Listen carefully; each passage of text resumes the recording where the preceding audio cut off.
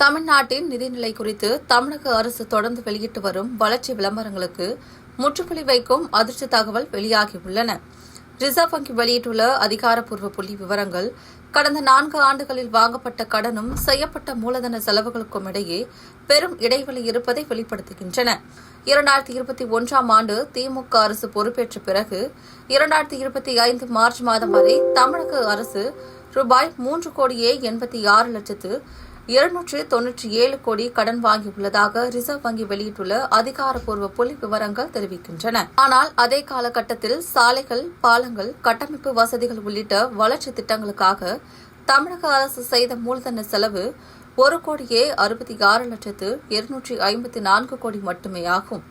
இதன் மூலம் கடன் முழுவதும் வளர்ச்சிக்காகவே பயன்பட்டதாக திமுக அரசு தொடர்ந்து கூறி வந்த விளக்கங்கள் கேள்விக்குறியாகியுள்ளன. கடனாக வாங்கிய தொகையில் பெரும் பகுதி கட்டமைப்பு வசதிகளுக்காக மாறவில்லை என்பதே இந்த புள்ளி விவரங்கள் காட்டும் முக்கியமான உண்மையாகும். மீதமுள்ள 2,20 லட்சம் கோடி கடன் தொகை எவ்வாறு செலவிடப்பட்டது என்பது குறித்து அரசு இதுவரை தெளிவான, விரிவான கணக்கை மக்களிடம் முன்வைக்கவில்லை.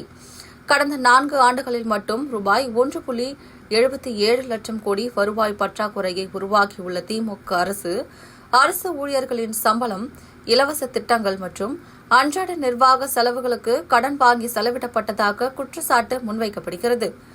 இதன் விளைவாக நடப்பாண்டில் மட்டும் தமிழக அரசு ரூபாய் 70,754 கோடி வட்டித் தொகையை செலுத்த வேண்டிய நிலையில் உள்ளது.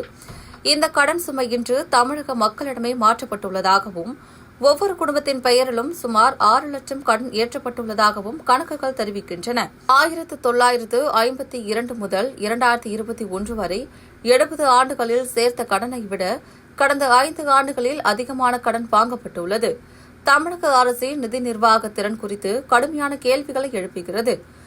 வளர்ச்சி என்ற பெயரில் விளம்பரப்படுத்தப்படும் அரசியல் உண்மையில் கடன் சார்ந்த நிர்வாகமாக மாறியிருக்கிறது என்பதே இந்த அதிகாரப்பூர்வ புள்ளி விவரங்கள் வெளிப்படுத்தும் மைய செய்தியாக உள்ளது.